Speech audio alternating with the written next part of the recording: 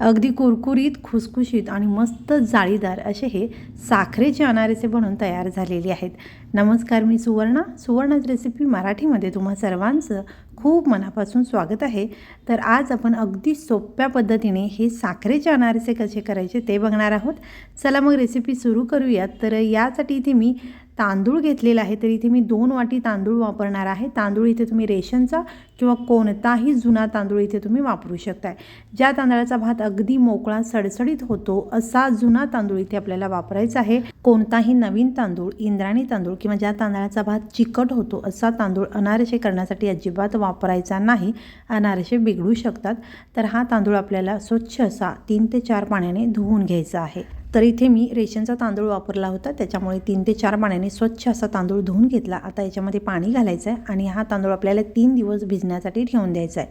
तर आज सकाळी हा तांदूळ मी पाण्यामध्ये स्वच्छ धुवून भिजत घातलेला आहे. तर दररोज सकाळीच यातील पाणी आपल्याला बदलायचं आहे. याच्यावरती झाकण लावून हे भांडे मी किचनमध्येच ठेवलं होतं. दुसऱ्या दिवशी तांदूळ काढलेला आहे. या तांदळामध्ये अगदी हलकाच हात फिरवून याच्यातील पाणी काढायचं आहे आणि नवीन पाणी घालून पुन्हा झाकून ठेवायचं आहे. तिसऱ्या दिवशी सुद्धा अगदी हलकाचा हात फिरून हे पाणी काढलं आणि नवीन पाणी घालून मी हे भांडं झाकून ठेवलं होतं. आता 4था दिवस आहे. 4थ्या दिवशी आपल्याला पुन्हा हा तांदूळ स्वच्छ असा धुवून घ्यायचा आहे. अगदी हलकाचा हात फिरवायचा आहे, खूप जास्त चोळायचा नाही आहे. हा तांदूळ स्वच्छ धुवून झाल्यानंतर चाळणीवरती पाणी निथळण्यासाठी ठेवून द्यायचं आहे. साधारण एक 10 ते 15 मिनिटं आपण अशा पद्धतीने चाळणीवर पाणी निथळण्यासाठी ठेवणार आहोत. 15 मिनिटानंतर या तांदळातील संपूर्ण पाणी निघून गेलेलं आहे. तर आता हा तांदूळ आपल्याला एखाद्या स्वच्छ कापडावरती छान असा पातळ पसरवून घ्यायचा आहे. तर हा तांदूळ आपल्याला उन्हामध्ये अजिबात सुकवायचा नाही आहे. घरीच एखाद्या कोपऱ्यामध्ये तुम्ही अशा पद्धतीने हा तांदूळ पसरवून ठेवू शकता. तर हा तांदूळ कमी प्रमाणात आहे, पण याच पद्धतीने तुम्ही जरी जास्त प्रमाणात घेतला तर एखाद्या साडीवरती किंवा मोठ्या स्वच्छ कापडावरती अशा पद्धतीने हा तांदूळ व्यवस्थित पातळ असा पसरवून घ्या. जितकं पातळ तुम्ही पसरवून द्याल तेवढा तांदूळ तुमचा लवकर सुकला जाईल. जास्त जाडसर थर दिला की तांदूळ सुकायला थोडासा वेळ लागतो. तुम्ही हवं तर पंख्याखाली हा तांदूळ सुकवून घेऊ शकता, पण पंख्याखाली जेव्हा तांदूळ तुम्ही सुकवता तेव्हा 15 ते 20 मिनिटानंतर हा तांदूळ चेक करायला सुरुवात करायची आहे. तर अशा पद्धतीने तांदूळ आपण चेक करू शकतो. तर हा तांदूळ सुकलेला आहे हे ओळखायचं कसं, तर अलगद हात अशा पद्धतीने तांदळावरती फिरवायचा आहे. ओलसरपणा जाणवत नाही, पण हलकासा दमट लागतो आणि 4-5 तांदूळ हाताला लागतात. त्याचबरोबर तांदूळ हातामध्ये दाबल्यानंतर हातातील तांदूळ टाकायचे आहेत. त्यानंतर काही तांदूळ अशा पद्धतीने हाताला लागले की ओळखायचं हे तांदूळ आपले तयार झालेले आहेत. तर आपले हे तांदूळ वाटण्यासाठी तयार आहेत हे ओळखण्याची ही खूण आहे. तर अशा पद्धतीने हे तांदूळ आपले तयार आहेत. तर तांदूळ इथे मी एकत्र करून घेतलेला आहे आणि मिक्सरच्या भांड्यामध्ये आपल्याला हे घ्यायचे आहेत. तर मिक्सरचं भांडं इथे शक्यतो आपल्याला छोटं वापरायचं आहे आणि यामध्ये आपल्याला थोडे थोडे तांदूळ घेऊन अगदी बारीक असं दळून घ्यायचं आहे. तर हे तांदूळ मिक्सरला मी फिरवून घेतलेले आहेत आणि आता हे जे तांदळाचं पीठ आहे ते आपल्याला मैद्याच्या चाळणीने चाळून घ्यायचं आहे. हे तांदळाचं पीठ चाळून घेतल्यानंतर याच्यामध्ये तांदळाचा रवा शिल्लक राहतो, तो पुन्हा आपल्याला मिक्सरच्या भांड्यामध्ये काढायचा आहे आणि राहिलेल्या तांदळासोबत याला मिक्सरला पुन्हा एकदा फिरवून घ्यायचं आहे. तर निघालेला तांदळाचा रवा आणि शिल्लक राहिलेले तांदूळ मी पुन्हा मिक्सरला फिरवून घेतलेले आहेत आणि हे पुन्हा एकदा चाळून घेते. पुन्हा एकदा यातील राहिलेला जो रवा आहे तो आपल्याला मिक्सरला फिरवून घ्यायचा आहे आणि पुन्हा एकदा चाळून घ्यायचा आहे. असं तुम्ही 2 ते 3 वेळा करू शकताय. शेवटी 2 ते 3 चमचे हा रवा राहिलेला आहे तो आपल्याला बाजूला ठेवायचा, या पिठामध्ये मिक्स करायचा नाही आहे. तर हे पीठ बघू शकताय तुम्ही अगदी मऊसूत झालेलं आहे आणि पीठ अगदी छान गार लागतं आणि अशा पद्धतीने याचा मुटका वळला की ओळखायचं आपलं हे अनारशांचं पीठ अगदी परफेक्ट तयार झालेलं आहे. तर आता आपल्याला या पिठामध्ये साखर मिक्स करायची आहे. त्यापूर्वी आपल्याला हे पीठ मोजून घ्यावं लागेल. तर ज्या वाटीने मी तांदूळ मोजून घेतला होता त्याच वाटीने हे पीठसुद्धा मी मोजून घेते. तर अशा पद्धतीने आपल्याला ही वाटी भरून घ्यायची आहे आणि हे मोजून घेतलेलं पीठ एका साईडला मी काढून घेते आणि राहिलेलं पीठसुद्धा मी याच पद्धतीने मोजून घेते. तर इथे 2 वाटी हे पीठ भरलेलं आहे. तर आपल्याला साखर 1 वाटी घ्यायची आहे. तर इथे आपल्याला अखंड साखर न मोजता पिठी साखरच मोजून घ्यायची आहे. तर 2 वाटी पिठासाठी 1 वाटी पिठी साखर किंवा अजून एक प्रमाण मी तुम्हाला सांगते. इथे आपण 2 वाटी तांदूळ घेतला होता त्याच्यासाठी सुद्धा आपल्याला 1 वाटी इथे पिठी साखर घ्यायची आहे. ते मी 1 वाटी पिठी साखर घेतलेली आहे. अगदी हलकासा दाब देऊन ही 1 वाटी मी भरून पिठी साखर घेतलेली आहे. दाब न देता शिगोशिग वाटी भरून तुम्ही ही पिठी साखर घेतली तरी चालू शकतं. तर आता ही पिठी साखर व्यवस्थित आपल्याला या पिठामध्ये मिक्स करून घ्यायची आहे। तर हाताने तुम्ही हे मिक्स करत बसला तर अगदी 7 ते 8 मिनिटे लागू शकतात, पण आपण आता थोडंसं हे मिक्स करून घेऊया आणि यानंतर आपल्याला व्यवस्थित मिक्स होण्यासाठी इथे मिक्सरच्या भांड्याचा वापर करायचा आहे। यामध्ये अगदी पटकन ही साखर या पिठामध्ये मिक्स होते। तर संपूर्ण मिश्रण मी 2 भागामध्ये केलेलं आहे आणि अर्धा भाग हा मिक्सरला फिरवून घेतलेला आहे। याच पद्धतीने राहिलेला अर्धा भाग हा मी मिक्सरला फिरवून घेते। संपूर्ण हे मिक्सरला फिरवून घेतलेलं आहे आणि आता आपल्याला हाताने 2 ते 3 मिनिटे हे व्यवस्थित मिक्स करून घ्यायचं आहे आणि यानंतर याचा छान असा गोळा बनवून घ्यायचा आहे।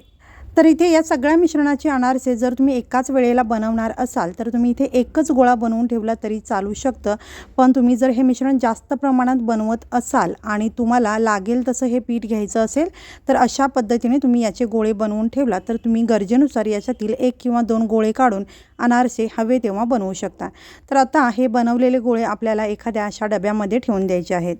तर हे पीठ आपल्याला अगदी 20-21 दिवस मुरवण्याची अजिबात गरज नाही, अगदी परफेक्ट पीठ तयार झालेलं आहे। त्यामुळे 3 ते 4 दिवसात याचे अनारसे आपण बनवू शकतो। तर या डब्याला झाकण लावून हा डबा 3 ते 4 दिवसांसाठी किचनमध्ये ठेवायचा आहे, फ्रीजमध्ये नाही, फ्रीजच्या बाहेरच ठेवायचा आहे। आणि इथे मी 4थ्या दिवशी हा डबा उघडलेला आहे तर यातील हे जे पीठ आहे बघा छान असं मऊसूत झालेलं आहे। तर हे पीठ अगदी परफेक्ट असं मुरलेलं आहे आणि अनारशांसाठी हे पीठ आता परफेक्ट असं तयार झालेलं आहे। तर याचे अनारसे आता आपण करून बघूयात। तर या गोळ्यातील 2 गोळ्यांचे हे मी अनारसे बनवणार आहे आणि राहिलेला गोळा हा मी शिल्लक ठेवणार आहे। तर आता हे जे गोळे आहेत ते आपल्याला अशा पद्धतीने तोडून घ्यायचे आहेत। तर इथे दोन्ही गोळे मी अशा पद्धतीने तोडून घेतलेले आहेत आणि साखरेचे अनारसे बनवताना या पिठाला आपल्याला दूध टाकूनच मळून घ्यावं लागतं। तर इथे मी साधारण 3 ते 4 चमचे दूध घेतलेलं आहे, पण आपल्याला इथे 2 ते 3 चमचे दूध लागणार आहे, पण दूध टाकताना अगदी अर्धा चमचा टाकून मिक्स करून घ्यायचं आहे। तर इथे व्हिडिओमध्ये मी दाखवल्याप्रमाणे अगदी अर्धा चमचाच आपल्याला दुधाचा वापर करायचा आहे आणि मिश्रणाचा छान असा गोळा करून घ्यायचा आहे। तर इथे साधारण 2 ते 2.5 चमचे दूध टाकून या मिश्रणाचा मी अशा पद्धतीने गोळा बनवून घेतलेला आहे। तर इथे तुम्ही बघू शकता अगदी परफेक्ट असा या मिश्रणाचा गोळा बनून तयार झालेला आहे। अगदी सॉफ्ट आणि मऊसूद असा हा गोळा बनून तयार झालेला आहे। अनारसे थापण्यापूर्वी तेल गरम करायला ठेवलेलं आहे। तेलाच्या ऐवजी तुम्ही इथे तुपाचा वापर करू शकता। तेल खूप जास्त तापलेलं नसावं, गॅस मध्यमपेक्षा थोडंसं कमी असावा। तेल चेक करण्यासाठी थोडंसं पीठ टाकून बघायचं, हे पीठ अगदी सावकाश अलगद वरती आलं पाहिजे असं तेल तापलेलं असावं। तर आता या पिठाचे आपल्याला पेढ्याच्या आकाराचे छोटे गोळे करायचे आहेत, खूप मोठे गोळे करायचे नाही आहेत। हे अनारसे थापण्यासाठी आपल्याला खसखस लागणार आहे। तर आता आपण हा अनारसा थापून घेऊयात। तर इथे हा गोळा मी या खसखशीमध्ये घोळवून घेते आणि हा अनारसा आपल्याला थापून घ्यायचा आहे। थापण्यापूर्वी हाताला थोडंसं तेल लावून घ्यायचं आहे, तुम्ही इथे तूप लावून घेतला तरी चालू शकतं। खसखस आपल्याला या पद्धतीने एकाच बाजूला लावायचे आणि अशा पद्धतीने हा अनारसा थापून घ्यायचा आहे। अनारसा थापण्याची कोणतीही अशी खास पद्धत नाही आहे, तुम्हाला जसं जमेल तसं तुम्ही हा अनारसा थापून घेऊ शकता। अगदी 1 बोटाने, 2 बोटाने किंवा तुम्हाला जमत असेल तर 5 बोटाने सुद्धा हा अनारसा थापून घेऊ शकता। हा अनारसा खूप पातळ किंवा खूप जाडसर करायचा नाही आहे, मध्यम असा हा अनारसा ठेवायचा आहे। अनारसा जास्त पातळ केलात तर तो जास्त कडक होण्याची शक्यता आहे आणि जास्त जाडसर केलात तर तो आतून कच्चा राहून मऊ पडण्याची शक्यता असते। मध्यम जाडीचा अनारसा आपल्याला बनवायचा आहे। तर हा अनारसा अगदी परफेक्ट असा थापून झालेला आहे आणि आता हा अनारसा आपण तळून बघूयात। तर इथे आपल्याला खसखस लावलेली बाजू वरती करून तेलामध्ये हा अनारसा अशा पद्धतीने सोडून द्यायचा आहे आणि याला लगेच झारा न लावता हा अनारसा हलकासा वरती येण्याची वाट बघायची आणि त्यानंतरच या अनारशावरती अशा पद्धतीने आपल्याला तेल टाकत राहायचं आहे। अनारसा एकाच बाजूने आपल्याला तळून घ्यायचा आहे आणि वरची बाजू अशा पद्धतीने तेल टाकून तळून घ्यायची आहे। तर तुम्हाला ज्या रंगावरती हा अनारसा तळून घ्यायचा आहे त्या रंगावरती तुम्ही हा अनारसा तळून घेऊ शकताय। तर या अनारशाला मस्त असा हलका रंग आलेला आहे। तर हा अनारसा मी काढून घेते, पण तुम्हाला हवं असेल तर यापेक्षा डार्क रंगावरती तुम्ही हा अनारसा तळून घेऊ शकताय। अनारसा अशा पद्धतीने काही सेकंद आपल्याला पकडून धरायचा आहे, म्हणजे याच्यातील जास्तीचं तेल सगळं निघून जाईल। तर इथे तुम्ही बघू शकता या अनारशाला मस्त अगदी परफेक्ट अशी जाळी आलेली आहे। तर या अनारशातील जास्तीचं तेल सगळं निघून जाण्यासाठी आपल्याला एखाद्या चाळणीवरती अशा पद्धतीने उभा करून हा अनारसा ठेवायचा आहे। सगळे अनारसे आपल्याला अशाच पद्धतीने ठेवायचे आहेत। तर आणखीन एक अनारसा तुम्हाला मी थापून दाखवते आणि मस्त असा अनारसा आपण बनवून घेऊयात।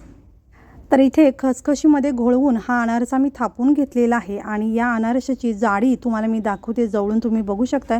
खूप जास्त जाडसर नाही आहे किंवा अगदीच पातळ नाही आहे, मध्यम असा अनारसा मी थापून घेतलेला आहे. आणि हा अनारसासुद्धा आपण छान असा तळून घेऊया. तर खसखस लावलेली बाजू मी वरती केलेली आहे.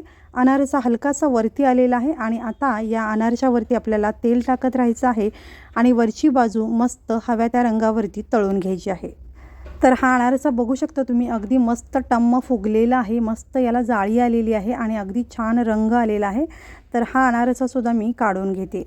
अनारसा तेलातून काढल्याबरोबर तो मऊसर असतो आणि चाळणीवरती आपल्याला असाच ठेवून द्यायचा आहे. काही सेकंदामध्ये तो छान असा कडक होतो.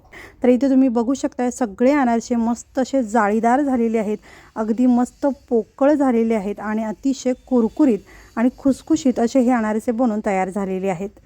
तयार झालेले सगळे अनारसे आपल्याला जाळीवरती काही वेळासाठी तेल निथळण्यासाठी ठेवायचं आहे आणि त्यानंतरच आपण हे अनारसे काढून घेणार आहोत. तर इथे तुम्ही बघू शकता परफेक्ट असे हे जाळीदार साखरेचे अनारसे बनवून तयार झालेले आहेत. तर याची जाळी तुम्ही जवळून बघू शकताय, अगदी मस्त जाळीदार, कुरकुरीत आणि खुसखुशीत हे अनारसे बनवून तयार होतात.